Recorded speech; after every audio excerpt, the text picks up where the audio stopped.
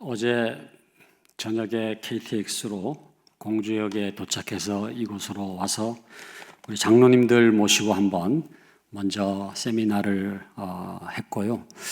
이제 1박을 하고 오늘 1부, 2부, 3부 이렇게 드리고 오늘 또 이 시간까지 만나니까 정이 깊어지는 것 같습니다. 예. 그래서 그냥 부여에 살아야 되지 않겠는가 생각될 정도로 아주 너무 따뜻하게 맞으셔서 감사를 드리고, 특별히 우리 고성래 담임 목사님 너무 이렇게 자상하게 이렇게 또 대화도 나눠주시고 참 본을 보여주셔서 정말로 감사를 드립니다.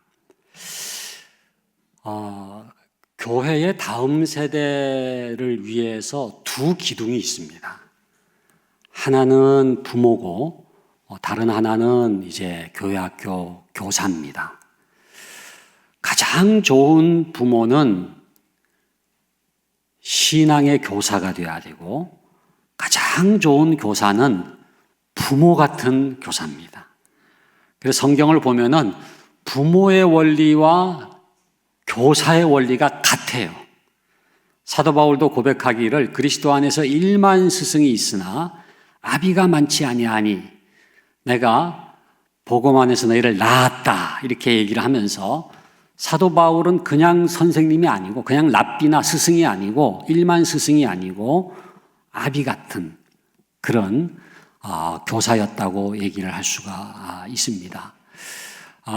그래서 저는 오늘 우리 부여 중앙성결교회의 모든 부모들이 이제 신앙의 교사가 돼야 된다라고 하는 것을 좀 말씀을 드리고 싶고, 또 우리 모든 교회학교 교사들은 영적 부모가 돼야 된다. 그래서 그 부모와 그 교사가 한 마음으로 이제 연합이 되는 게 굉장히 중요합니다. 우리 지금 이 유니게, 바울, 디모데 요 세 사람의 관계를 잘 생각하시면은 바로 우리 부여중앙교회가 추구해야 될 다음 세대 교육이 어떤 모습일지를 알 수가 있는데, 유니게와 바울이 디모데를 양육한 것처럼 가정과 교회가 연합하고 이제 부모와 교회학교 교사가 연대하는 힘을 합치는 그런 이제 목회가 되겠습니다. 오늘은 이 시간에는 이제 설교라기보다는 강의, 세미나이기 때문에 여러분들 좀 이렇게 편한 마음으로 들으시고, 나중에 이제 또 우리 흩어져서는 또 질문하고 대답하고 하는 시간도 가질 수 있기를 바랍니다. 먼저 여러분들 PPT를 보시면서 또 온라인으로 혹시 참여하시는 분들도 함께 좀 진지하게 생각하면 좋겠는데, 여러분들이 일단 우리 부여중앙성결교회의 다음 세대 교육을 한번 컨설팅을 한다 생각하시고 참여를 해주시면 좋겠습니다. 먼저 여기 지금 보시면은 이제 진단에 대한 게 나오거든요. 예. 그 다음에 또 눌러주세요. 그러면은 한국교회, 그렇습니다. 다음 세대 목회 진단이라고 되어 있는데, 진단이 제일 중요합니다. 지금 부여성결교회, 우리 부여중앙성결교회의 다음 세대 목회를 어떻게 해야 되느냐, 이렇게 해야 된다, 저렇게 해야 된다 주장하기 이전에 지금 현재 우리 교회의 다음 세대 교육에 문제가 뭔가, 이걸 잘 진단하는 게 중요하죠. 우리가 질병에 걸리면은 이제 병원에 가서 제일 먼저 해야 될 일이 진단을 받는 겁니다. 옛날에는 이제 청진기로 이렇게, 그죠? 다 짚어보시면서 또 진맥도 하면서 이제 진단을 했는데, 지금은 뭐 CT 촬영이라든지 MRI라든지 여러 가지 이제 장치들이 많이 있어서 아주 정확하게 지금 진단을 하지 않습니까? 그렇게 해서 질병이 딱 진단이 되면은 그 다음에는 어렵지가 않아요. 그 다음에는 좋은 약을 쓰면 되고요. 또 치료를 이제 하면 되기 때문에 우리 한국교회 다음 세대의 지금 교육의 문제가 뭔지, 우리 부여중앙성결교회 지금 다음 세대 지금 현황이 어떤지를 잘 진단을 할 수 있으면 좋겠습니다. 그 다음 넘겨주시면은 이제 통계적으로 저희가 좀 정확하게 진단할 필요가 있는데, 예, 첫 번째로 넘겨주시면은 여기에 이제 보면은 연령대별 종교 인구 분포가 나오잖아요. 굉장히 중요한 통계입니다. 어제는 우리 장로님들하고는 이 통계를 잠깐 좀 나누는 시간을 가졌는데, 우리나라가 이제 통계청이 있잖아요. 통계청에서 10년마다 한 번씩 굉장히 중요한 조사를 하는데 그 중에 하나가 또 종교 인구 조사입니다. 그래서 2005년도에 조사를 했고 이제 2015년도에 조사를 했는데 보시면은 굉장히 차이가 있어요. 2005년도만 하더라도 여러분들 보시는 것처럼 52.9%가 종교 인구였습니다. 그러니까 과반수가 넘었어요. 그래서 제가 이제 우리 정부 교육부 담당자를 만나가지고 아니 우리나라는 종교 인구가 전체 인구의 과반수가 넘으니까 국공립학교에도 종교 과목을 개설해야 됩니다. 그 얘기를 했거든요. 근데 지금은 그 얘기를 하기가 어려워요. 왜냐하면 과반수 밑으로 지금 43.9%로 종교 인구가 줄어들었습니다. 그래서 우리가 지금 현재 우리나라의 종교 현상을 한마디로 제일 정확하게 표현한다면은 탈종교화 현상이에요. 종교를 떠나가고 있는 거예요. 이거는 뭐 기독교만의 문제가 아니에요. 지금 불교, 캐톨릭 아주 심각합니다. 스님이 되려고 하는 사람들이 많지 않고요. 신부가 되려고 하는 사람들이 또 많지가 않아요. 그래서 여러분들 가끔 이렇게 채널을 돌리다가 이렇게 불교 방송, 뭐 캐톨릭 방송 이렇게 채널이 딱 고정이 되면은 무슨 얘기가 나오느냐 하면 다음 세대 위기 이 얘기가 나와요. 그러니까 이건 뭐 한국 교회만의 문제가 아닌데 이 지금 탈종교화 현상 가운데서요. 지금 종교 없음이 2015년도 기준으로 60% 이상 되는 새 연령 집단이 있죠. 전부 다 다음 세대입니다. 노년층이 아니고 자라나는 세대 10대, 20대, 30대의 종교 인구가 급격하게 지금 줄어들고 있는 거예요. 종교 없음이 많아지고 있는 거예요.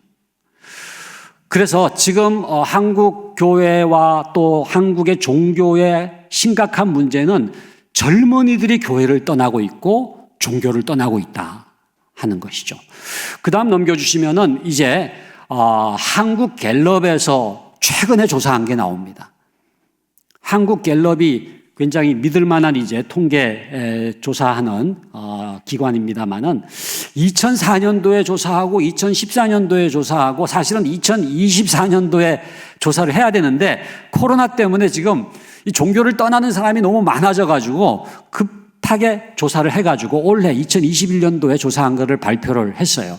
그래서 책이 나왔는데 이 한국인의 종교라고 하는 보고서가 이제 나왔습니다. 거기 보면은 계속 줄어가지고 54%가 종교 인구 비율이었는데 50%로 줄어들었다가 이번에 조사해 보니까 40%. 엄청나게 줄었죠. 남자, 여자로 비교하면은 어디가 더, 성별로 보면 어디가 더 줄었겠습니까? 남자. 문제는 남자예요. 하여튼 남자가 팍 줄어가지고 34%. 그러니까 지금 종교를 차지하고 있는 56%가 이제 여성이고 지금 남자는 34%로 지금 줄어들었습니다. 그 다음에 연령별로 보면은 19세에서 29세 조사한 대상 중에서 제일 젊은 나이층이 22%밖에 안 돼요. 이건 정말 아주 치명적인 숫자입니다. 30%도 아니고 40%도 아니고 22%. 그러니까 45에서 31에서 22까지 추락했잖아요. 30대가 30, 40대가 32, 50대가 43, 60대가 59 이렇게 피라미드 구조로 돼 있어요. 그러니까 연세 드신 분들은 그나마 종교 인구의 비율을 어느 정도 유지하고 있는데 나이가 어릴수록 점점 더 적어져 가지고 이대로 가다가는 과연 한국의 종교 인구가 존재할 것인가 질문을 던질 정도로 지금 심각한 이제 통계를 보여주고 있습니다. 그 다음 넘겨주시면은 이제 제가 속해 있는 이 예장 통합의 교회학교 학생 수를 통계를 낸 건데요. 이게 교단마다 차이가 없습니다. 전체 숫자는 차이가 있어도 이 비율은 거의 비슷하기 때문에 그냥 우리 기성교단으로도 이해를 해도 좋겠는데요. 여기 보면은 이제 부서별로 지난 10년 동안에 얼마나 교회학교 학생 수가 변화가 됐는지를 보여주는데 유년부, 초등부, 소년부 보면은 6만 4천 명에서 4만 3천 명으로 소년부도 8만 9천 9백 명에서 5만 2천 427명으로 줄어들었잖아요. 엄청난 감소입니다. 왼쪽에 보면은 이거를 계산을 해보면은 평균을 내보면은 유년부는 32.3, 초등부는 34.3, 소년부가 41.7이에요. 이게 교단마다 비슷한데 5, 6학년 때 제일 많이 줄어든다. 이상하죠. 그게 이제 중고등학교 들어가기 전에 벌써 이렇게 연문이 열려가지고 이 소년부가 제일 많이 급격하게 감소한다고 하는 게 지금 통계로 나와 있어요. 중고등부도 엄청나게 줄죠. 38.9%. 초등학생 전체 평균은 36.7%. 그러니까 10년 사이에 거의 40%가 줄어드니까 이런 식으로 줄어들면은 과연 한국 교회가 생존할 것인가? 그래서 이 교회 학교의 문제는 단지 교회 학교의 문제가 아니라 한국 교회의 지속 가능성의 문제다라고 하는 거죠. 그러니까 여러분 지금 우리 부여중앙성결교회 지금 교회학교 학생 수가 거의 300명 가까이 되더라고요. 굉장히 참 큰 숫자입니다. 그런데 여러분들 그 전에 한번 교회학교 생각해 보세요. 아마 훨씬 더 많았던 시절도 있었을 거예요. 이게 점점 줄어들잖아요. 그런데 이렇게 줄어드는 것이 계속 간다 그러면은 미래가 희망이 없어요. 그러니까 과거가 좋은 것도 중요하고 현재가 좋은 것도 중요하지만 미래가 더 좋은 교회가 이게 건강한 교회거든요. 그러니까 그렇기 때문에 70주년을 맞이한 부여중앙성결교회가 제일 중요하게 생각해야 될 게 다음 세대 교육이다라고 하는 것을 우리가 알 수가 있습니다. 그래서 그 다음 넘겨주시면은요, 우리가 그러면은 이제, 다 우리가 공통적으로 예상할 수 있는 게 이 저출산 문제 때문에 학령 인구가 감소하니까 교회 학교 학생들도 감소한 게 아닌가. 여러분들이 아마 이 지역에 살았셨던 분들은 이 부여 지역에도 옛날 그 국민학교, 그죠? 옛날 초등학교의 그 학급 수나 학생 수를 생각해 보고 지금 한번 생각해 보세요. 엄청나게 줄었잖아요. 폐교된 학교들도 많잖아요. 학급 수도 줄어들었지만 학급당 학생 수가 줄어들었어요. 제가 초등학교 3학년, 저는 이제 국민학교를 다녔습니다. 그때 제가 99번이었거든요. 3학년 일반 99번. 그러니까 9의 배수 나와갈 때 제가 나갔던 기억이 나요. 근데 그것도 오전반이 있었고 오후반이 있었어요. 지금은 아마 젊은 분들은 상상이 안 갈 거예요. 그때 교회 학교는요, 주일 학교는요, 그냥 빠글빠글했어요. 예? 여름 성경학교 한다 그러면 그냥 동네 아이들이 그냥 새까맣게 모여들었는데 그냥 사탕 준다 그러면 또 새까맣게 모여들고 그래가지고 우리가 그때 주일학교 예배 끝나면 불렀던 노래가 기억이 나는데 무슨 노래를 불렀느냐 하면 돌아갑시다 돌아갑시다. 그 노래 혹시 아세요? 돌아갑시다 돌아갑시다. 그 노래 아세요? 우리 아시는 분 같이 한번 불러보겠습니다. 돌아갑시다 돌아갑시다 재미있는 시간이 벌써 지났네. 1대, 2대, 3대, 4대 우리 박수 한번 쳐드립시다. 아시는 분들이 많이 계신데 이분들은 어떤 분들이냐 하면은요, 연세가 드신 분들입니다. 근데 연세가 드셨다고 이 노래를 다 아는 게 아니고 옛날에 주일학교를 다녔거나 주일학교 반사를 하신 분들이에요. 근데 이 노래를 왜 불렀느냐 하면은요, 아이들이 너무 많으니까 그대로 집에 가다가는 무슨 압사사고라도 날 것 같으니까 다 일어나가지고 돌아갑시다. 그 노래 부르면서 뒤에서부터 한 반, 두 반 이렇게 집으로 갔던 기억이 나요. 그 정도로 콩나물 시루 같은 주일학교 모습이었는데 지금은 그 노래도 흘러간 옛 노래가 됐고요. 그런 모습을 지금은 볼 수가 없어요. 그러니까 옛날 그 광경을 경험한 우리 장로님들, 우리 목사님들이 볼 때에는요, 지금 교회 학교가 너무 한심한 거예요. 아니, 여름 성경학교, 여름 수련회면은 빠글빠글 해야 되는데, 돌아갑시다, 돌아갑시다. 그 노래를 불렀던 광경을 생각하면서 어떻게 이 모양이 될 수가 있느냐? 이거 교육자 책임 아니냐? 교육 목사나 교육 전도사가 제대로 해야지, 아니면 부장 집사님이 제대로 해야지, 이렇게 생각할지 모르지만, 그게 아니에요. 지금 이 정도로 지금 학령 인구가 지금 감소를 지금 하고 있는 거거든요. 근데 학령 인구 감소가 어느 정도 됐느냐? 초등학교 기준으로 328만 명에서 276만 5천 명으로 줄어든 거예요. 이거는 교육부 통계입니다. 계산을 해보면은 15.76%예요.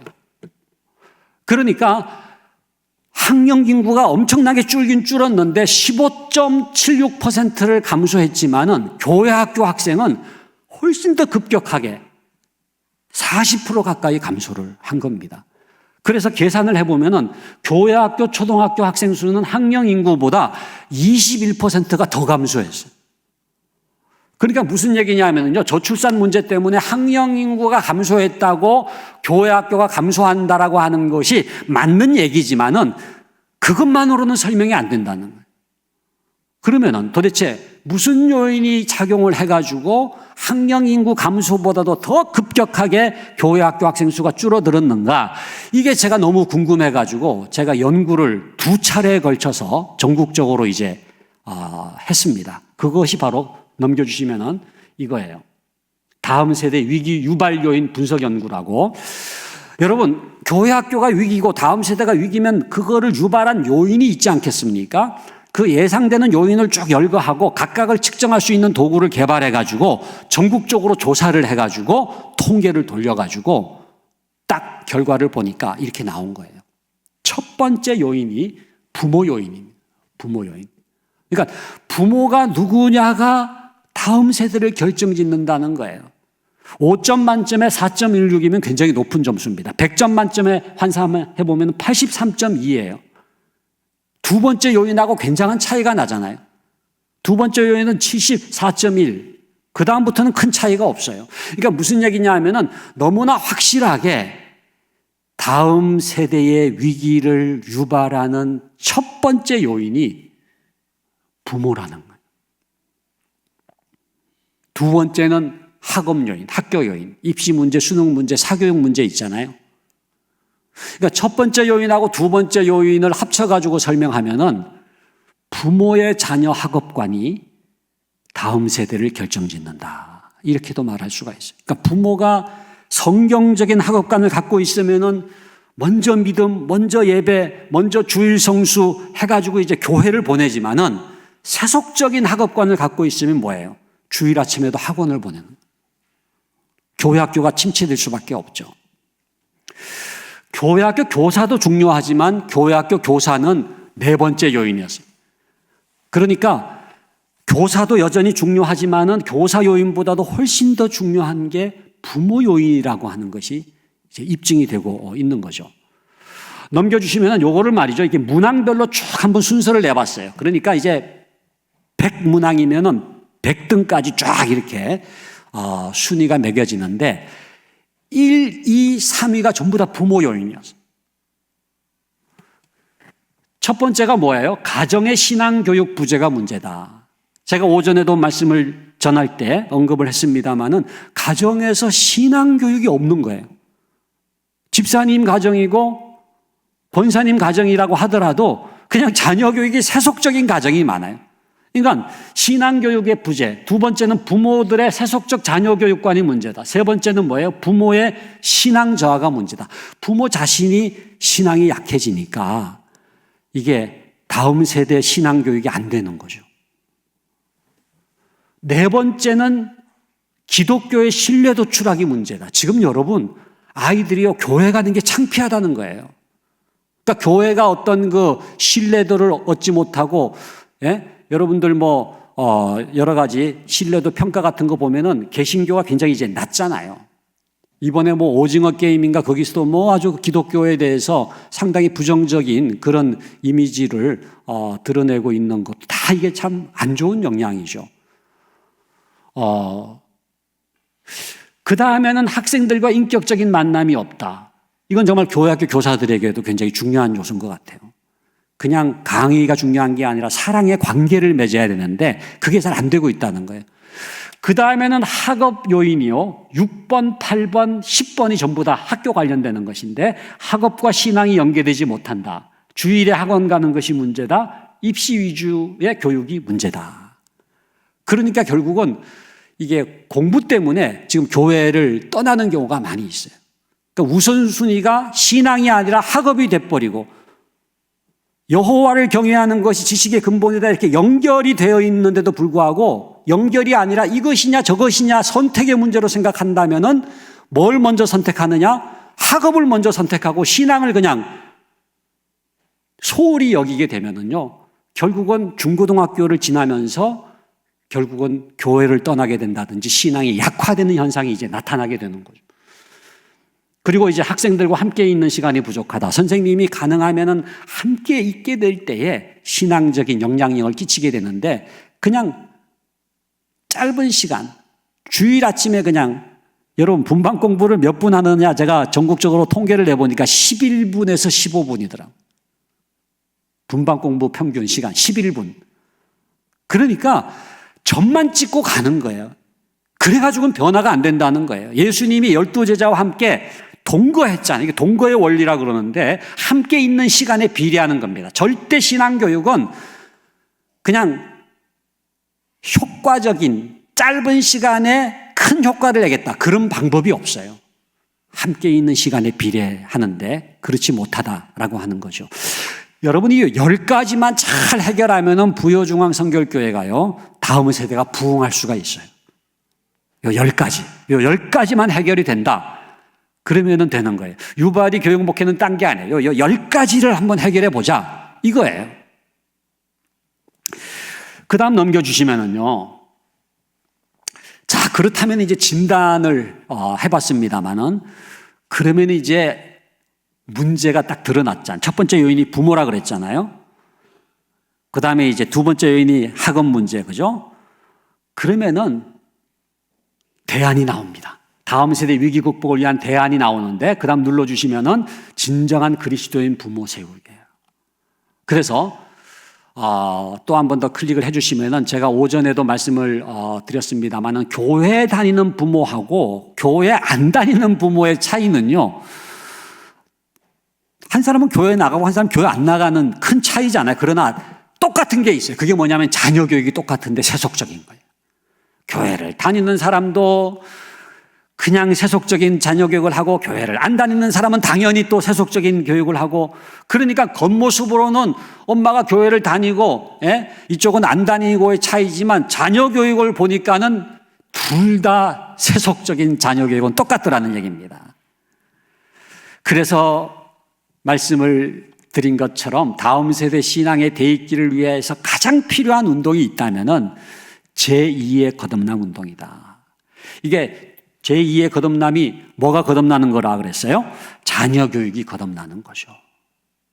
여러분 사형리 아시죠? 사형리라는 그 전도책자를 보면은요, 이렇게 동그라미가 있고, 여기 이제 우리 마음을 원으로 그린 겁니다. 그 마음에 왕좌가 있잖아요. 그 왕좌에 이때까지 내가 앉아 있었는데, 내가 내려앉고 그 왕좌에 예수님을 모셔드리는 게, 이게 예수 믿는다는 얘기예요. 예수님을 나의 구주로 영접하는 것, 이게 이제 예수님을 믿는다는 것 아닙니까? 영접하는 자, 곧 그 이름을 믿는 자들에게는 하나님의 자녀가 되는 권세를 주셨으니, 바로 이 말씀이 그거를 의미하잖아요.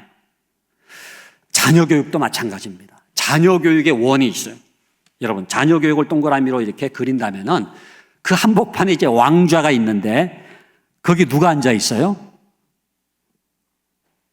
부모가 앉아 있어요. 근데 정확하게 얘기하면 엄마가 앉아 있어요. 아빠는 왕좌에 못 앉아 있는 거야. 아빠는 저 밑에 앉아 있고, 엄마가 앉아. 엄마가 자녀 교육을 이제 다스리는데, 엄마의 욕망, 또 엄마의 두려움, 엄마의 걱정, 엄마의 염려, 엄마의 조바심, 이게 지금 왕좌에 앉아 있는데, 내가 이 자녀들을 어떻게든지 교육을 해야 되는데 라고 하면서 두렵고 떨리는 마음으로, 또 조바심을 가지고 조급한 마음을 가지고 염려와 걱정과 두려움 속에서 지금 자녀 교육을 하는 거예요. 그런데 그 자리에서 내가 내려앉고, 엄마가 내려앉고, 부모가 내려앉고, 그 자리에 예수님을 모셔드려요. 그래서 주님, 자녀 교육도 주님이 다스려 주옵소서. 이때까지 내가 자녀 교육을 한다고 했는데, 내 욕망대로 어떻게 해보려고 했는데, 주님, 제가 이제 내려앉겠습니다. 주님이 제 자녀 교육의 주인 되어 주시옵소서. 이걸 우리가 로드십을 인정한다, 그런 말이에요. 주님 되심을 인정한다. 그러니까 자녀 교육의 주님 되심도 예수님이 주님임을 고백하면서 내 왕자를 내어드려서 자녀 교육의 거듭남이 일어나는 거, 요게 이제 제2의 거듭남, 하는 거죠. 여러분, IVP라고 하는 출판사에서 나온 내 마음 그리스도의 집이라고 하는 소책자 혹시 보신 분 계십니까? 아주 재미있고요. 굉장히 신앙에 유익한 책인데, 이제 예수님을 모셔드렸는데, 이제 집이에요. 자기 집에 예수님을 모셔드렸는데, 응접실에만 딱 예수님을 이렇게 가둬놓고, 딴 방에 오지 마세요. 그러고서 여기 앉아 계시면 제가 예배 시간마다 오겠습니다. 내가 큐티 시간마다 오겠습니다. 그러면서 응접실에 예수님을 모셔놓고 딴 방은 다 이렇게 열어드리질 않는 거예요. 그러니까 예수님이 내가 안방에도 들어가고 싶다. 그러니까 아이고 들어오지 마세요. 근데 이제 한 방씩 내어드리잖아요. 서재도 들어가고. 그래서 내가 이곳에서도 너와 함께 하기를 원한다. 오락실 못 들어오게 하잖아요. 근데 나도 오락 좋아한다. 예수님이 이제 그러면서 나랑 같이 오락하자. 그러니까 아이고 이거 저는 예수님하고 같이 오락할 준비가 안 되어 있습니다. 나만의 즐기는 게 있습니다. 그런데 그 방도 내어드리고 마지막 다락방이 있어요. 다락방. 아주 은밀한, 나만의 그 은밀한 방이 있잖아요. 그런데 여기가 썩은 냄새가 나는구나. 문을 열어주렴. 내가 이 방에서도 너와 함께 하기를 원한다. 그러면서 그 문을 열고 들어가서 그 은밀한 문제까지도 주님이 치유해 주시는 게 이제 나오잖아요. 자녀 교육의 방이 있는 거예요. 근데 그 방은 지금 닫아놓고 지금 부모가 그걸 그냥 지금 하고 있는데, 그러니까 얼마나 여러분들 마음도 답답하고 안타깝고 또 때로는 신경질도 나고 짜증도 나고 조급하고 불안하고 염려와 근심에 가득 차 있습니까? 그런데 그 자녀 교육의 방도 열어서 주님을 모셔 들어가지고 주님이 다스리는 자녀 교육이 되게 하는 것, 그게 제2의 거듭남이다. 그렇게 말씀을 드린 거예요. 여기 밑에 지금 성경 구절이 있는데, 같이 한번 읽어볼까요? 너희는 이 세대를 본받지 말고 오직 마음을 새롭게 함으로 변화를 받아 하나님의 선하시고 기뻐하시고 온전하신 뜻이 무엇인지 분별하도록 하라. 요거를요, 자녀 교육으로 번역을 해가지고 말씀드리면 이렇게 돼요. 너희는 이 세대의 교육을 본받지 말고 오직 마음을 새롭게 함으로 변화를 받아 하나님의 교육을 사모하라는 거예요. 그 하나님의 교육은 선하고 기쁘고 온전한 교육이라는 거예요. 그러니까 여러분들 앞에 지금 두 종류의 자녀 교육이 있어요. 하나는 이 세대의 교육이 있고요. 다른 하나는 하나님의 교육이 있어요. 근데 지금 많은 한국교회 부모들이 자녀를 교육한다고 하면서도 하나님의 교육이 아니라 이 세대의 교육을 따르고 있는 거예요. 그런데 로마서 12장 2절은 말씀하기를 너희는 이 세대를 본받지 말고 오직 마음을 새롭게 함으로 변화를 받아 하나님의 선하시고 기뻐하시고 온전한 뜻이 무엇인지 분별하도록 하라. 여기 굉장히 중요한 단어가요, 이 분별이라는 단어. 분별, 디서먼트라고 하는 이 단어는 무슨 뜻이냐 하면은요, 이렇게 구별을 하라는 거예요. 산성과 알칼리성을 구분을 하는 것처럼, 리트머스 종이를 넣으면 알 수 있다 그러잖아요. 산성인지 알칼리성인지. 이 분별이라는 말은요, 겉으로는 잘 알 수가 없는 거예요. 여러분, 영분별이란 말, 영분별. 영분별이라고 하는 게 뭐냐면 겉으로는 이게 하나님의 영인지 악령인지가 구분이 안 되는 거예요. 그런데 잘 분별하면은 이게 진짜 영인지 거짓 영인지가 구분이 되는 것처럼 너희가 지금 자녀 교육을 하고 있다고 생각하고 기독교 교육을 하고 있다고 생각하고 무슨 신앙 교육을 하는 줄 아는데 영분별처럼 분별을 해야 된다는 거예요. 이게 이 세대의 교육인지 하나님의 교육인지. 여러분, 이 유바리 교육 목회는요, 단지 그냥 교회 학교가 부흥하자는 게 아니에요. 교회 학교 숫자가 좀 늘어나는 거, 그게 문제가 아니고요. 정말로 우리의 자녀 교육이, 다음 세대 교육이 하나님의 교육이 돼야 되겠다는, 이 세대의 교육이 아니라. 제가 지난 2019년도가요 3.1운동, 1919년 3.1운동의 100주년이 되는 해가 됐잖아요. 제가 무슨 그 기념식을 하면서 제가 이제 시를 하나 읽었는데, 그게 이제 이상화 시인의 소위 그 1926년도 개벽지에 실린 시, 빼앗긴들에도 봄은 오는가라는 시가 있습니다. 여러분들 아마 다 아실 거예요. 빼앗긴들에도 봄은 오는가 이렇게 시작이 되고 마지막은 이렇게 끝납니다. 들을 빼앗겼어도 봄조차 빼앗기랴. 너무너무 감동적인 시예요. 나라를 빼앗긴 서름으로 1926년 일제강점기 때 쓴 저항 시인의 시잖아요. 빼앗긴들에도 봄은 오는가. 조국을 빼앗겼는데 언제 해방이 올 것인가를 생각하면서 들을 빼앗겼어도 그 항일 정신, 민족 정신만큼은 빼앗길 수 없지 않느냐라고 하는 고백으로 쓴 시가 빼앗긴들에도 봄은 오는가인데, 저는 그 시를 읽으면서 자녀 교육이 생각났어요. 한국교회 다음 세대 교육을 빼앗겼어요. 이 세상에 빼앗겼어요. 입시교육에 빼앗겼어요. 하나님 없는 교육에 빼앗겼어요. 세속교육에 빼앗겼어요. 이거를 회복해야 되는구나. 정말 이상화 시인의 이러한 정말 항일 정신처럼, 정말로 이 민족 정신처럼, 애국 정신처럼 다시금 하나님의 자녀 교육을 회복하게 하여 주시옵소서. 그 기도가 막 속에서부터 나오더라고요. 여러분, 한번 지금 여러분들이 이제 부모님이라면은, 또 우리 요즘은 격대 교육 그래가지고 이 할아버지 할머니들이 중요해요. 어떤 점에서는 손주들을 할아버지 할머니들이 이제 키우잖아요. 요즘 뭐 젊은 부부들은 그냥 할아버지 할머니에게 맡기고 그냥 맞벌이 부부니까, 그러면 천상 이제 할아버지 할머니가 소위 격대 교육, 대를 이렇게 뛰어넘어가지고 이제 교육을 하는 걸 격대 교육이라고 그러거든요. 말하자면 이제 로이스나 나오미 같은 그런 이제 역할을 해야 되는 거예요.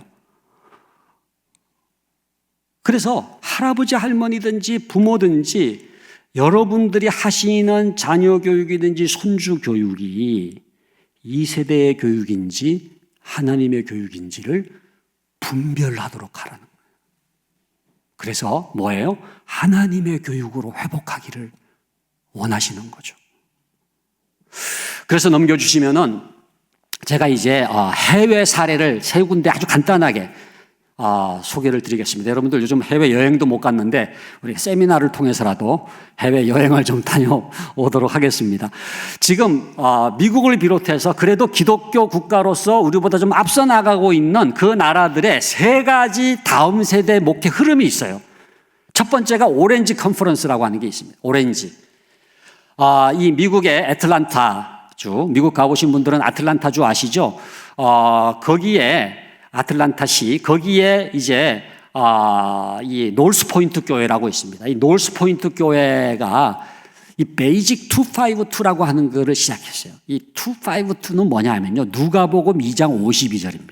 누가복음 2장 52절에 뭐라고 돼 있어요? 예수가 지혜가 자라고 키가 자라고 하나님과 사람에게 더 사랑스러워 가시더라. 그 말씀이 있어요. 그래서 예수님이 성장하셨던 것처럼 네 가지 측면, 지적인 성장, 그 다음 뭐예요? 신체적인 성장, 지혜가 자라고 키가 자라고, 그 다음에 사람에게 사랑스러운 걸 갖다가 정서적 성장, 그 다음에 하나님에게 사랑스러워진 것을 영적 성장. 그래서 이 네 가지 측면으로 나눠가지고 바이블 스터디 교재를 만들었는데, 이거는 뭐냐면 주일학교 교재가 아니에요. 가정에서 부모가 자녀와 함께 하는 성경 공부 교재예요. 놀라운 일이 일어났습니다. 부모가 자녀들과 같이 성경 공부를 하니까요, 식탁에서 그냥 식사한 다음에 간단하게 하는 것이지만은 놀라운 변화가 일어난 거예요. 왜냐하면은 삶의 현장에서, 가정 현장에서 말씀을 공부하니까 삶이 변화가 되는 거예요.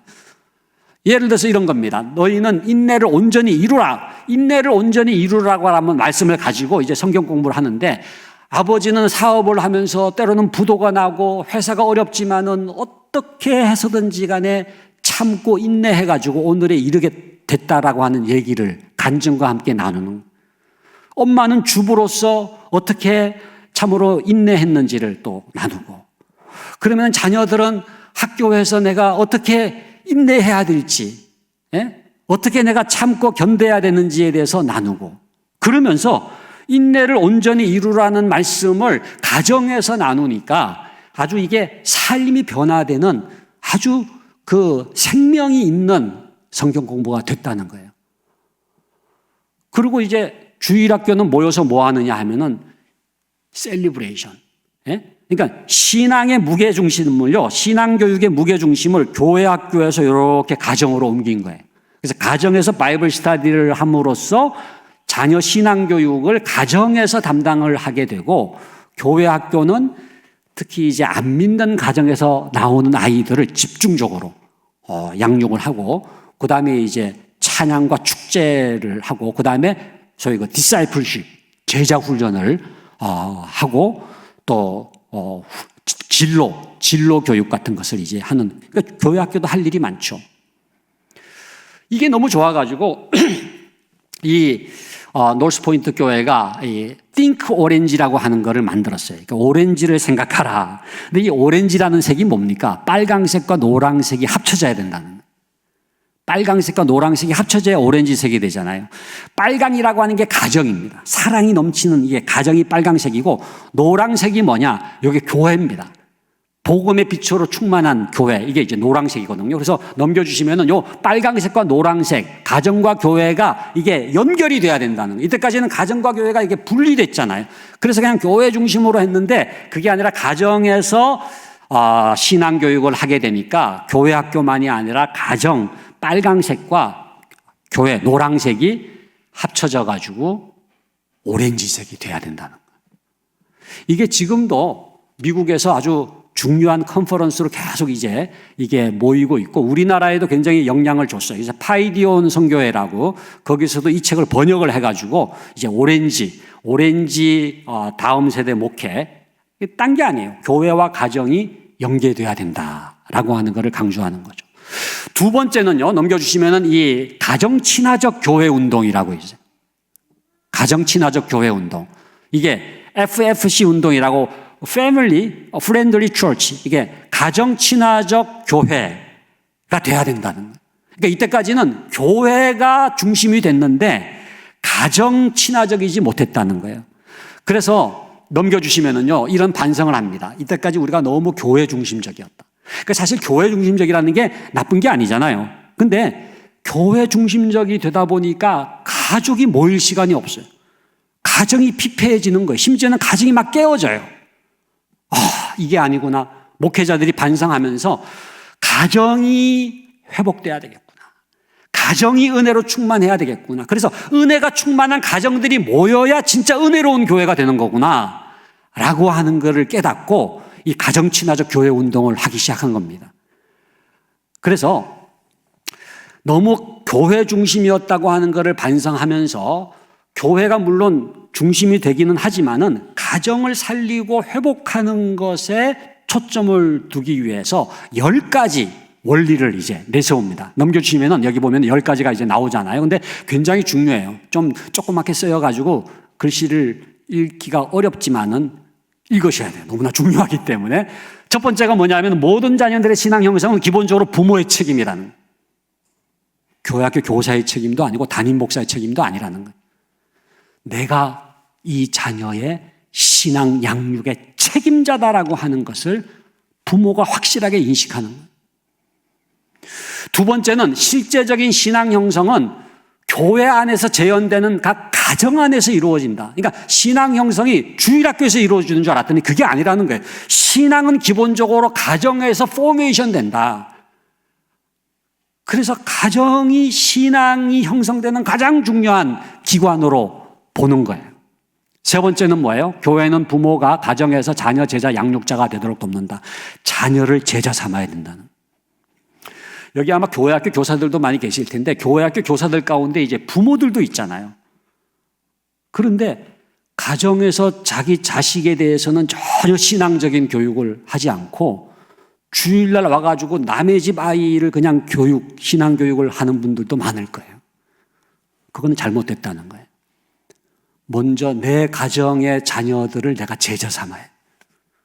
그러니까 하나님이 왜 가정을 허락하셨느냐 하면은요, 그 자녀들을 누군가가 신앙적으로 양육하도록 하게 하기 위해서 그 아이를 그 자녀로 보내신 거예요. 그러면은 신명기 6장 7절 계속 나옵니다마는, 내 자녀에게 부지런히 가르치라는 그 말씀을 그대로 받아가지고 내가 그 자녀를 제자 삼아서 양육을 해야 된다는 거예요. 그 다음에 네 번째는 교회에서는 예배가 의도적으로 세대 통합 예배를 지향하라는. 그러니까 전 세대, 가족이 같이 모이는 예배가 많아져야 된다. 그 다음에 다섯 번째는 뭡니까? 모든 가정은 교회와 선교지에서 가정 단위로 봉사하도록 세워지는. 이거 굉장히 중요합니다. 우리가 이제 비전 트립이나 단기 선교 갈 때 부여중앙선교교회는 어떻게 하는지 모르겠습니다만 많은 교회가 그냥 부서별로 가요. 청년부 단기 선교, 중고등부 단기 선교. 그러지 말고 가족 단위로 가라는 거예요. 가족 단위로.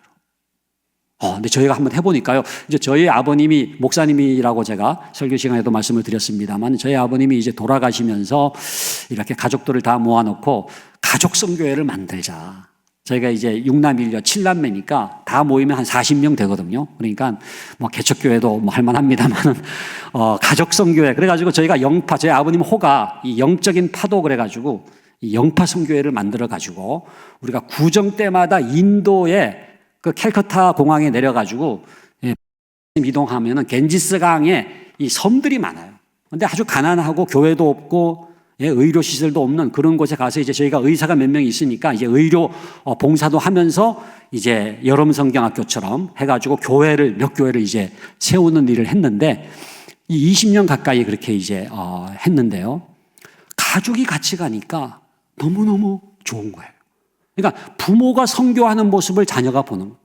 자녀가 봉사하고 선교하는 모습을 또 부모들이 보는 거예요. 같이 하는 거예요. 그러니까 가족이 방향이 생기는 거예요. 잘못하면 가족 이기주의로 빠질 수가 있거든요. 그러니까 내 가정, 내 자녀 그러면서 이게 자녀를 사랑하는 건 좋은데 가족 이기주의로 되면 안 되거든요. 그러니까 가족이 이타적으로 누군가를 선교하고 봉사할 수 있는 경험을 하는 게 굉장히 중요합니다. 그래서 한번 여러분들도 이 단기 선교 비전 트립 갈 때 한번 가족 단위로 가는 거 굉장히 중요하다. 그 다음에 여섯 번째 보면은 그들의 부모가 교회에 속하지 않은 아동이나 청소년은 한 가족에 입양되도록 하여 기독교 가족의 상황 안에서 양육되도록 한다. 이거 어저께 저녁에 우리 장로님 한 분 굉장히 중요한 질문을 하셨는데 이제 믿지 않는 가정에서 자라나는 아이는 이 신앙 교육을 가정에서 못 받는데 어떻게 하겠느냐? 입양을 하라는 거예요. 영적인 입양이죠. 그래서 대부대모가 우리 장로님이나 권사님이나 아니면 교회학교 교사 중에서 그 믿지 않는 가정에서 나오는 그 아이의 영적 엄마, 영적 아빠가 되는 거예요. 그래서 마치 믿는 가정에서 양육되는 것 같은 경험을 할 수 있도록 도와주라는 거예요. 그 다음에 일곱 번째가 뭡니까? 부모는 의도적으로 그들의 자녀들을 소그룹에 참여하도록 초대해야 된다. 그래서 소위 인격적인 관계를 중요하게 얘기를 하고 있고요. 모든 세대가 이 상호작용할 수 있도록. 그래서 이렇게 이 온 가족이 같이 활동하게 되면은요, 이게 3대가 같이 서로 상호작용을 할 수가 있거든요. 그리고 아홉 번째, 교회 목회자들은 그들 자신이 유일한 사역의 자원이 아니라 사역의 자원을 향하여 돕도록 훈련되어진다는 것은 무슨 얘기냐면요, 목사님들이 중요하지만 부모들을 세워서 그들을 사역자로 함께 일하라는 거예요. 그러니까 모든 걸 그냥 내가 줘야 되겠다 그게 아니라 부모들이 그들의 자녀를 양육할 수 있도록 역할을 분담을 하고 사역자로 세워라. 마지막 열 번째가 뭡니까? 교회 사역들은 가족 시간의 필요에 대해 민감해야 된다. 그러니까 계속 그냥 교회만 모이게 할 게 아니라 가족끼리 모일 수 있는 시간을 잘 배려를 해줄 필요가 있다는. 그래서 가정이 영적으로 부흥하면은요, 그 가정들이 모인 교회가 부흥하는.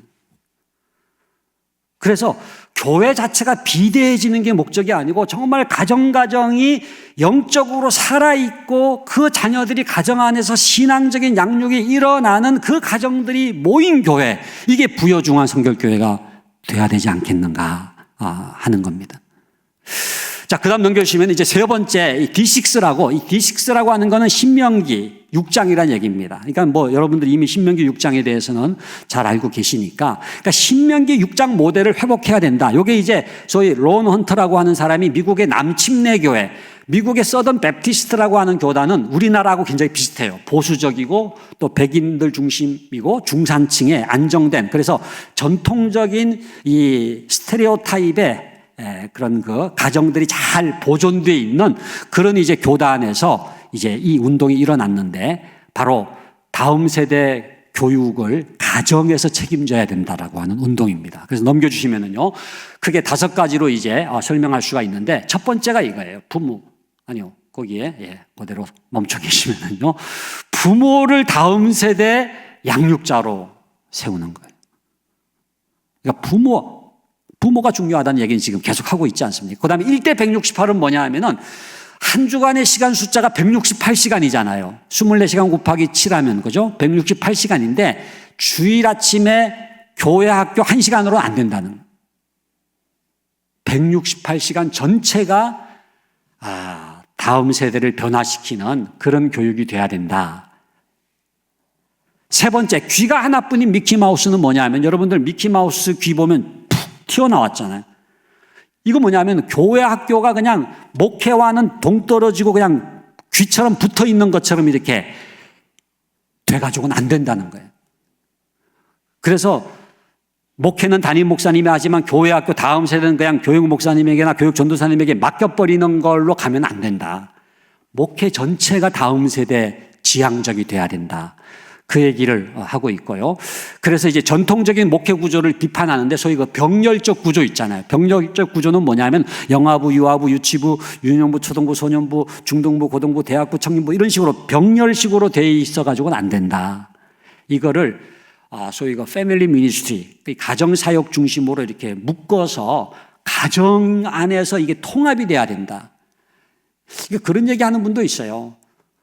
오히려 교회가 부서가 이렇게 다 찢어져 있고 열거식으로 돼 있으니까 가족들이 전부 다 헤어진다는 거예요. 가족이 모이질 못하고 아침 9시에는 주일학교 아이 보내고 11시에는 어른이 가고 그다음에 청년부는 또 2시에 가고 해가지고 오히려 가족들이 이제 이산가족이 된다. 그런 얘기를 하면서 가족이 같이 모일 수 있도록 하는 거, 그게 굉장히 이제 중요하다는 얘기를 이제 하고 있는 겁니다. 자, 이렇게 간단하게 살펴봤는데 공통점이 있죠. 넘겨주시면은 이 3가지 흐름의 공통점은 뭐냐 하면은 교회와 가정이 연계해야 된다. 그리고 부모를 다음 세대 양육의 주체로 세워야 된다. 그러니까 여전히 교회 학교가 필요하지만 이때까지 너무 그냥 주일 학교만 보내면은 뭐 알아서 해주는 것처럼. 저는 지금 우리나라가요, 그 학교 문제도 심각합니다. 학교를 보내면은요, 그걸로 끝이에요. 어떤 학교를 보낼지에 대한 고민도 안 해요. 평준화 이후에는요, 부모의 학교 선택권이 없어졌잖아요. 그러니까 사실 미국 같은 데는요, 이 아이를 어떤 학교를 보낼까가 부모들의 굉장히 중요한 고민입니다. 그래가지고 크리스천 스쿨을 보낸다면 어떤 크리스천 스쿨을 보낼 것인가, 기독교 학교를 보낸다면 어떤 기독교 학교를 보낼 것인가를 고민하면서 나의 믿음대로 이 아이를 교육할 수 있는 학교를 선택하는 권리야말로 부모의 굉장히 중요한 권리인데 우리나라는 이게 없어져 버렸어요. 그러니까 뭐 공립학교 다니건 사립학교 다니건 뭐 학교 가면 뭐 좋은 것 가르쳐 주겠지 무슨 나쁜 것 가르쳐 주겠어 이렇게 얘기를 하더라고요. 나쁜 거 배우기도 합니다. 학교 가가지고 뭐 이상한 가치관에 노출이 될 수가 있는 거예요. 그러니까 하나님은 우리 부모들에게 내 자녀에게 부지런히 가르치라고 한 거는요, 물론 우리가 홈스쿨링을 다 할 수가 없기 때문에 학교를 보내죠. 그러면은 학교에서 어떤 가치관으로 이 아이가 영향을 받는지를 부모가 알아야 돼요. 그래서 그 아이를 믿음의 사람으로 키워야 될 최종적인 책임이 누구에게 있느냐 하면은 부모에게 있는 거예요.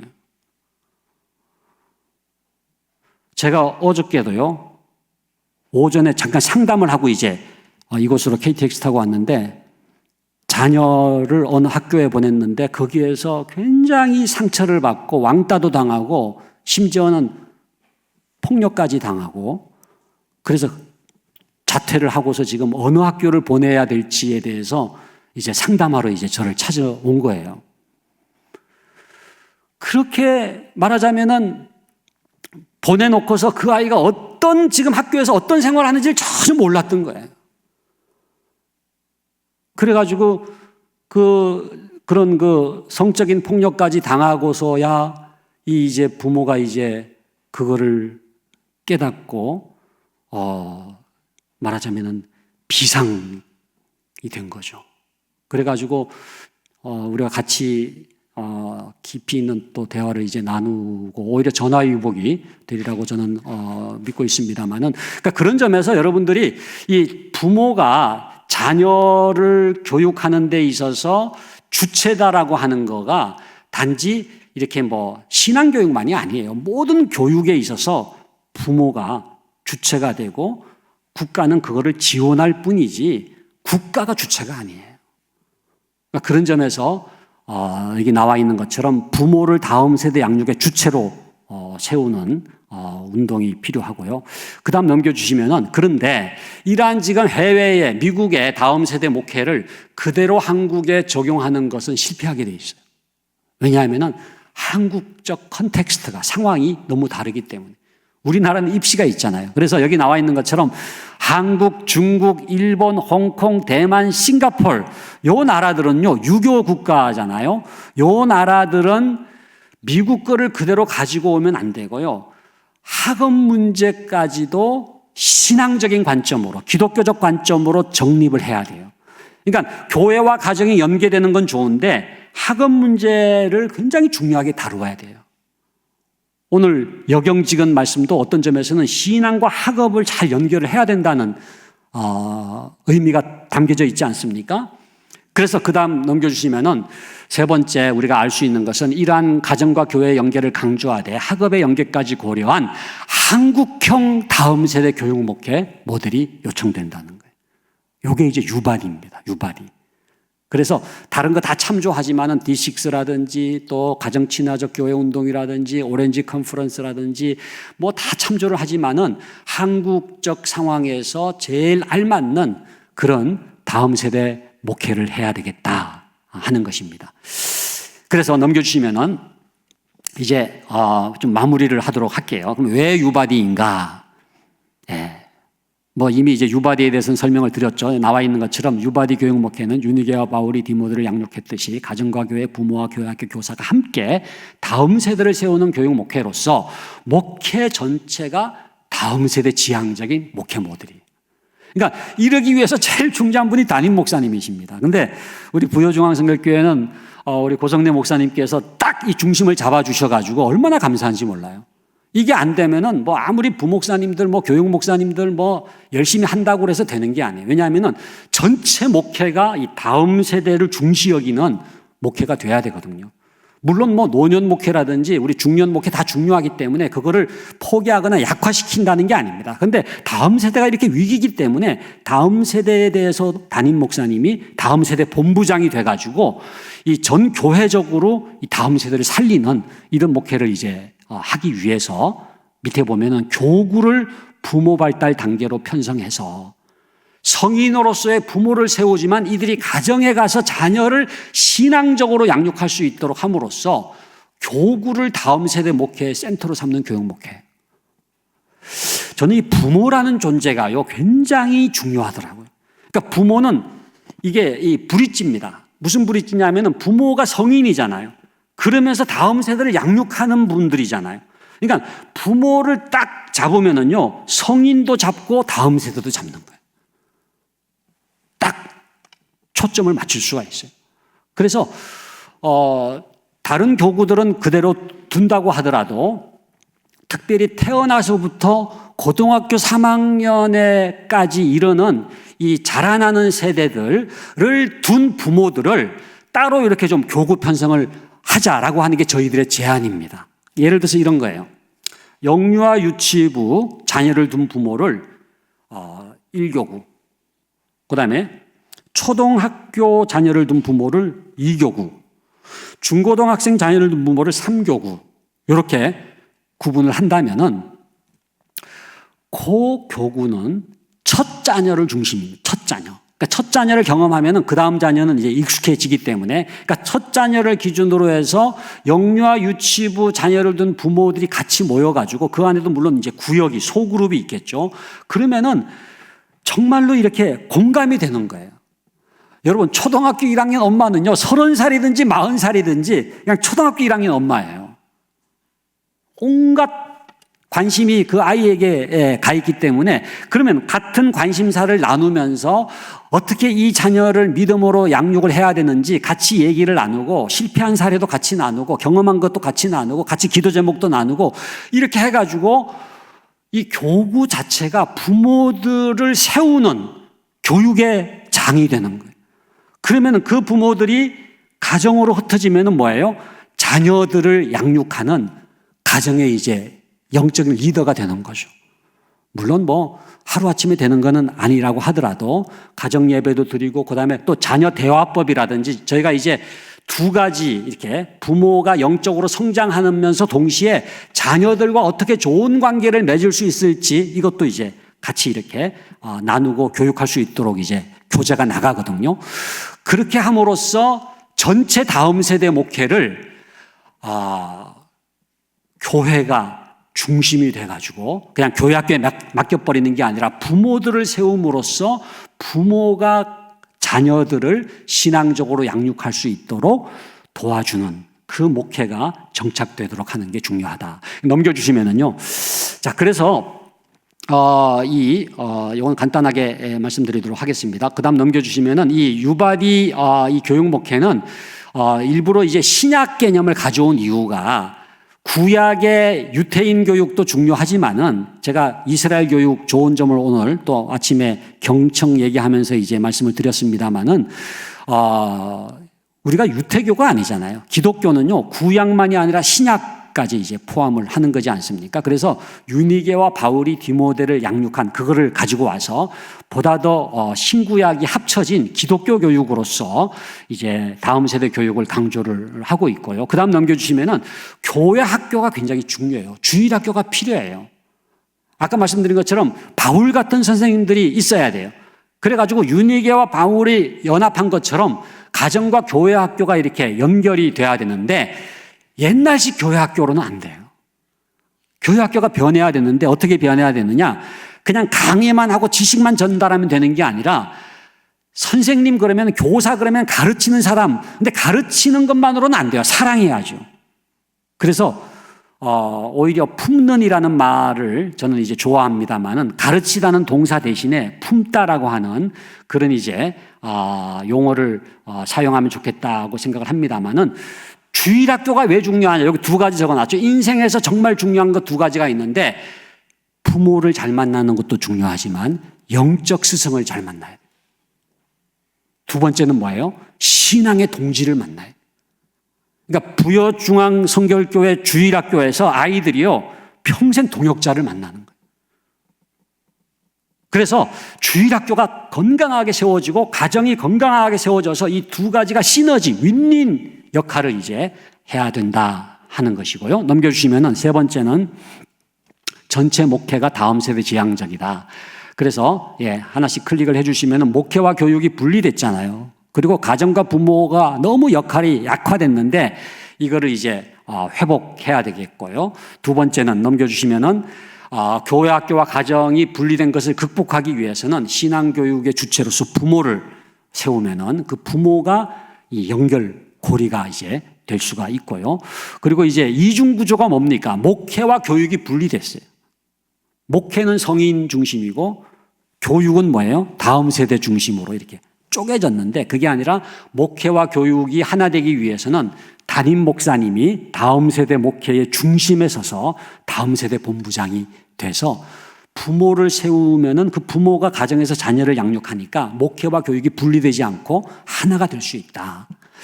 넘겨주시면은요. 그래서 정리를 한다면은 담임 목사님 중심으로 부모 중심 교회 교육을 실천할 수 있는 방안이 바로 유바디 교육 목회다. 이렇게 정리를 할 수가 있겠습니다.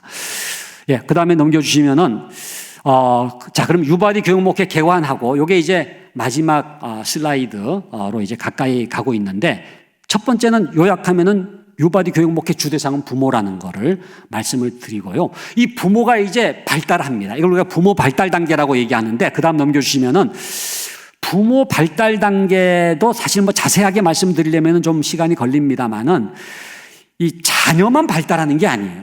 그러니까 자녀 연령이 증가할수록 부모가 발달하는데 갈린스키라고 하는 사람은 이제 6단계를 얘기해요. 6단계. 그래서 이 클릭을 해주시면 이제 이 6단계가 나오는데 이건 뭐 좀 시간이 필요하지만 제가 제목만 읽어드릴게요. 첫 번째가 이미지 형성기인데요. 이때가 굉장히 중요합니다. 이건 임산부 시절이에요.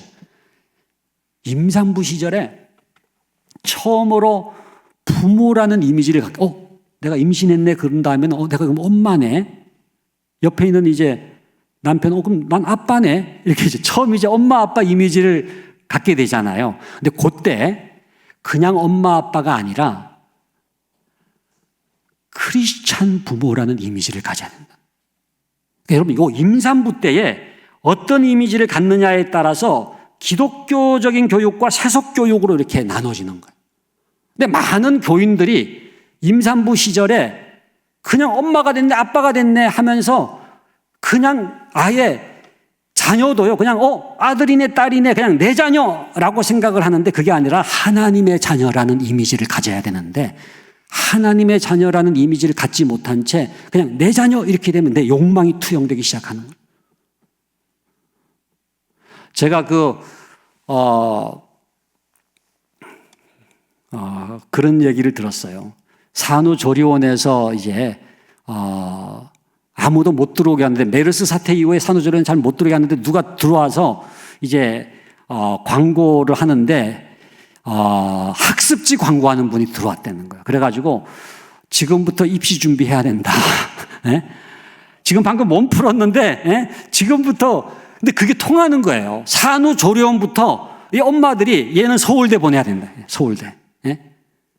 이게 바로 이 임산부 요때부터 이미 욕망이 지배하는 자녀 교육의 이미지를 가질 수가 있어요. 그래서 교회는요, 임산부 교실이 중요합니다. 그 또래에 그 임산부 부모들을 이렇게 그룹으로 형성해가지고요, 하나님의 이미지, 하나님의 자녀의 이미지, 또 진정한 크리스찬 부모의 이미지를 가질 때 그때부터 이제 기독교적인 자녀 교육으로 출발을 할 수가 있는 거예요. 그 다음 두 번째 단계는 뭐냐 하면은요, 이 0에서 2살까지, 요게 이제 양육하는 단계인데 쉽게 말하면 요때는요, 처음 태어나서 보는 세상이잖아요. 사랑을 해줘야 돼요. 내가 잘 태어났다. 그래야지 평생 낙천적이 될 수가 있는데 이때 그냥 엄마가 그냥 맞벌이 한다고 그냥 돌보지도 못하고 그냥 그러면은요 이 아이가 이렇게 불안해하는 거예요. 소위 미스트러스트 신뢰감이 형성이 안 돼요. 그러면은 부정적이에요. 만사가 그럼 그 나이 또래만이 아니라 평생을요 비관적으로 보낼 수밖에 없는 그런 크리티컬한 시기가 이 시기라는 거예요. 그러니까 이때는 가능하면 1차 양육자인 엄마가 가능하면은 아이를 케어해가지고 안아주고 사랑을 듬뿍 주면은요, 기본적인 신뢰감이 형성되고 희망이라고 하는 덕목이 생긴다고 에릭슨이 얘기하잖아요. 그러니까 이때를 잘 보내면은 인생은 희망이다. 인생은 아름답다. 내가 세상에 나오길 잘했다. 라고 하는 덕목을 갖게 된다는 거예요. 그 다음에 세 번째 단계로 넘어가면은 이게 이제 굉장히 중요한 단계입니다. 2살부터 초등학교 들어가기 전까지로 생각하면 돼요. 5살이라고 하지만은 요때에는 뭐냐면 2살이 뭐예요? 걸음마를 하잖아요. 그러니까 처음으로 사회적 관계가 형성되는 게 2살입니다. 품 안의 자식까지는 괜찮았어요. 근데 걸어 다니기 시작하면서 이제 뭐 깨트리기도 하고 또 누구를 때리기도 하고, 그러니까 요때요. 굉장히 중요한 게 오소리티를 가르쳐야 돼요. 제가 오늘 얘기했죠. 권위를 가르쳐야 된다는. 그러니까 요때는요, 태어나서부터 2살까지는 그냥 사랑만 하면 되는데, 요때는요, 때로는 따끔하게 훈육을 해야 돼요. 그래야지 그 아이 마음속에 하면 되는 것과 하면 안 되는 것의 기준이 생겨요. 그게 생겨야 반듯한 아이가 되는 거예요. 근데 이게 안 생기면은요, 그냥 자기 마음대로 하게 되는 이유가 뭐냐 하면은요, 그 부모가 너무 허용을 해버렸어요. 그러니까 잘못했으면 따끔하게 징계를 하고 소위 디스플린, 훈육을 해야 되고 심지어는 잠언서에서는 이 체벌까지 얘기하잖아요. 근데 우리가 때리진 않더라도 미국에서 보면 딱 독방에 그냥 감금시키다시피 벌을 줘요. 너 거기 들어가. 반성해. 그런데 그렇지 않고 그냥 불쌍하니까, 애가 그냥 애처로우니까 애가 괜찮아 그러면은 당장은 아이를 사랑하는 것처럼 보일지 몰라도 스포일 되게 만드는 거예요. 방자한 아이가 되는 거예요. 저는 그 엘리가 홈리아 비느하스 교육에 실패한 연령이 이때라고 봅니다. 이건 뭐 정확한 건 아닙니다만 제가 그냥 추측한데, 엘리가 홈리아 비느하스가 2살부터 5살 사이에 그냥 오냐오냐, 아까 그 사무엘상 2장 29절 말씀처럼 뭐라고 되어 있습니까? 내 아들들을 나보다 더 중히 여겨. 그냥 오냐 그냥 아이들이 너무 귀하니까, 홈리아 비느하스가 너무 사랑스러우니까 방자한 아이가 돼버린 거예요. 그러니까 요 시기는요, 부모가요 때로는 아이고 해처롭다라고 생각하더라도 아이를 위해서는요 훈육을 해야 돼요. 그래서 권위를 배울 수 있도록 해야 된다. 그 다음 넘겨주시면은요, 이제 4번째 단계는 이제 초등학교 시절인데, 이때는요, 계속 대화를 해줘야 됩니다. 귀찮아도요, 끝까지 대화를 해줌으로써 부모의 기독교적인 세계관이 그 아이에게 전달이 되는 시기예요. 그러니까 인내를 가지고요, 여러분 한 30번 아이가 질문할 때 끝까지 인내하면서 대답을 해주면은요, 그 아이는요, 과학자가 되고요, 철학자가 되고요, 뭐가 다 될 수가 있어요. 왜냐하면은 끝까지 추적해가지고 질문을 하면은 지성적이 되기도 하지만 논리적이 되기도 하고요. 그 다음에 추리력과 분석력이 생기는 거죠. 그 다음 넘겨주시면은요, 5번째는 뭐냐 하면 상호의존, 이게 사춘기입니다. 사춘기. 그러니까 요 시기에는요, 이제는 그 아이와 우정을 맺어야 돼요. 수직적인 관계가 아니라 수평적인. 그러니까 사실 자녀 교육에서 제일 놀라는 시기가 요때입니다. 나 너 같은 자식을 낳은 적이 없어. 여러분들 가끔 이제 그렇게 착하던 애가 어떻게 이렇게 변할 수가 있는지 막 대들고 말이죠. 막 그냥 집 나가기도 하고 막 그냥 막 부모에 그냥 달려붙어가지고 싸우기도 하고. 그런데 그게 뭡니까? 이제 성인이 되는 과정이에요. 예? 독립하기 위해서는 그런 이제 부모와의 뭐라 그럴까? 부모에 예속되지 않고 나도 나다라고 하는 걸 한번 이렇게 주장을 하는 과정을 거치는 거죠. 그러니까 자녀가 대들면은 감사헌금을 내시길 바랍니다. 성인이 되는구나. 감사헌금을 내셔야 돼요. 그 다음 마지막 6번째는 뭐냐면요, 이게 떠나보내는 단계, 디파초라고 돼 있잖아요. 여러분 인천공항에 가면은요, 1층은 도착이지만 3층에 올라가면은요, 디파초예요. 완전히 떠나보내야 돼요. 그러니까 요 청년 시기는요, 이제는 결혼을 해가지고 그냥 내 자식이라고 생각을 하고 옆에 두고 싶지만 완전히 떠나보냄으로써 독립적인 가정을 이룰 수 있도록 해주는 시기가 중요하죠. 자, 이렇게 이제 6단계로 나눌 수가 있지만 가장 중요한 우리나라에서 아까 말씀드린 것처럼 3단계로 우리가 크게 구분을 한다면은 바로 부모들을 자녀 연령별로 구분을 할 때 이제 영유아 유치부, 그 다음에 초등학생, 그 다음에 중고등학생 이렇게 이제 나눠서 부모 소그룹을 형성해요. 왜 부모 소그룹이냐? 신앙적인 변화가 일어나려면은요, 마음의 터치가 일어나요. 마음의 터치가 일어나기 위해서는 강의로 되는 게 아니에요. 인격적인 관계가 맺어져야 되는데 그러기 위해서는 소그룹이 필요해요. 여러분, 예수님이 수많은 무리들이 있었지만 12제자를 선택했잖아요. 그래야지 인격적인 관계가 맺어지고 마음의 터치가 일어나기 때문에. 그래서 요 부모 소그룹이 굉장히 중요합니다. 여기에서 강의가 필요한 게 아니라 리더는 사회를 보면서 부모들이 정말로 자기들이 경험했던 것을 같이 나누고, 그리고 기도 제목도 나누고 실패된 사례도 나눔으로써 서로가 서로를 격려할 수 있도록 만드는 역할을 하는 거예요. 그래서 리더들을 위한 교육은 따로 해야 되겠지만은 무슨 지식을 전달하는 것보다 더 중요한 것은 정말로 신앙적인 부모로서 우리가 서로를 빚어줄 수 있는 그런 역할을 감당을 하는 거죠. 자, 이제 마지막으로 넘어가도록 하겠습니다. 계속 마지막이라고 그러고 언제 끝나냐 그렇게 이제 말씀하실 때 이게 진짜 마지막입니다. 자, 진짜 마지막은 아닌데 2번째 것 같습니다. 교구 교학 연계 한 번 더 클릭을 해주시면요, 이렇게 이제 나오잖아요. 근데 눌러주세요. 요겁니다. 교구 목사와 교육 교역자의 모임인데 또 한 번 더 눌러주세요. 여기 지금 도표가 나오죠. 요겁니다. 그러니까 ABC 교구로 나눴다면은 영유아 유치부 자녀를 둔 교구가 A 교구라면은요, 요 A 교구에 해당되는 A 부서는 뭐예요? 영아부, 유아부, 유치부예요. 그러면은 과거에는 유치부 여름 성경학교 그러면은 교회학교 행사였잖아요. 근데 이제는 A 교구 행사가 되는 거예요. 왜? 우리 자녀들을 사실은 내가 영적으로 지도해야 되는데 유아부 유치부에서 여름 성경학교를 하니까 기도회부터 같이 나가고 그다음에 간식도 준비하고 자원봉사도 해가지고 다 참여한 뿐만 아니라 제가 지금 최근에 이렇게 한 교회 사례를 보니까요. 인원도 훨씬 더 많이 모이고요. 그다음에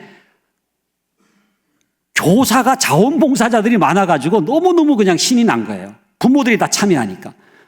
그다음에 성경학교에서 배운 게 그대로 가정으로 전달이 되는 거예요. 그래서 이게 윈윈할 수 있는 겁니다. 초등부 자녀를 둔 부모도 마찬가지. B교구. 그럼 여기는 초등부, 그죠? 그러면은 이 교육자와 교구 목사님과 교육 담당 교육자가 한 팀이 되는 거예요. 그래서 사실은 교구 학교가 된다고 보면 됩니다. 영아부, 유아부, 유치부는 A 교구에 속해 있다라고 볼 수가 있죠. 그리고 대신방 한다 그러면요. 옛날에는요. 담임 목사님하고 교구 목사님만 신방을 했는데 그게 아니라 교육 담당 교육자들이 같이 가되 온 가족이 다 있을 때에 자녀들까지 신방을 해야 되는 거예요. 그래서 교구 목사님은 부모를 알고 이 교육 담당 교육자는 아이를 알잖아요. 또 교회학교 교사도 같이 갈 수가 있죠. 아이를 알잖아요. 그러면은 그 부모를 아는 교구 목사님과 아이들을 아는 교육 담당 교육자하고도 이게 연결이 되지만은 부모하고 교회학교 교사가 또 이렇게 자녀를 정말로 믿음으로 함께 양육할 수가 있는 거죠. 예, 넘겨주시면은요. 그래서 부모와 교사 모임이 중요하다. 넘겨주시고 그 다음에 교구 전체와 교회학교 학생 모임도 필요하다는 게 무슨 얘기냐면 분기마다 한 번 정도는요. 자, 오늘은 B교구와 초등부 같이 모이겠습니다 해서 오후 예배를 A교구 또 B교구 또 교회학교 연합 헌신 예배로 드리는 거예요. 그러면은 안 믿는 가정에서 다니는 교회학교 아이들은 영적인 부모가 같이 참석해요. 옆에 딱 앉아가지고 엄마 아빠처럼 딱 손잡고 기도해 주면서 영적인 가정을 체험할 수 있도록 도와주는 거죠. 그리고 전세대 통합 예배를 절기마다 드려서 뭐 이게 다 같이 모이기는 쉽지는 않지만 그래도 온 가족들이 다 같이 여러분 예배는요 약간 좀 시끄러울 수 있어요. 그거를 절대 불경건하다고 생각할 필요가 없어요. 그리고 제가 이 세대 통합 예배를 계속 드리는 교회를 가보면은요, 아이들이 의젓하게 잘 앉아 있어요. 그래서 신앙교육은 난이도가 중요한 게 아닙니다. 복음은 아주 명료하고 아주 쉬워요. 그러니까 온 가족이 같이 은혜를 받을 수가 있어요. 자, 그래서 넘겨주시면은 이제 요게 진짜 마지막입니다. 그래서 유바디 교육 목회는 해서 넘겨주시면은 새로운 프로그램이 아니고요. 성경 속에 이미 계시되어 있는 하나님의 교육 원리. 성경적으로 우리가 다음 세대 교육을 하자는 것이고요. 그 다음 넘겨주시면은 교회마다 상황이 다르지 않습니까? 그렇기 때문에 조금은 이렇게 수정 보완을 해서 정말로 우리 부여중앙성결교회에 꼭 맞는 그런 이제 교육 목회를 실천하기 위해서는 그 다음 넘겨주시면 이제 담임 목사님께서 교회 독특성에 주목하면서 이 유바디의 원리를 잘 풀어내서 그야말로 부여 우리 중앙교회에 맞는 다음 세대 목회를 하는 거죠. 그거를 이제 저희가 이제 도와드리면서 진행을 이제 하려고 하는 것입니다. 그래서 이제 끝났잖아요. 그래서 전체적으로 유바디 교육 목회가 뭔지를 정말 이렇게 장시간 말씀을 드렸습니다만 이해가 되시죠, 그죠? 어렵지가 않죠. 정말로 꼭 필요한 그런 이제 다음 세대 목회로 소개를 드렸습니다. 잠깐 기도 드리도록 하겠습니다.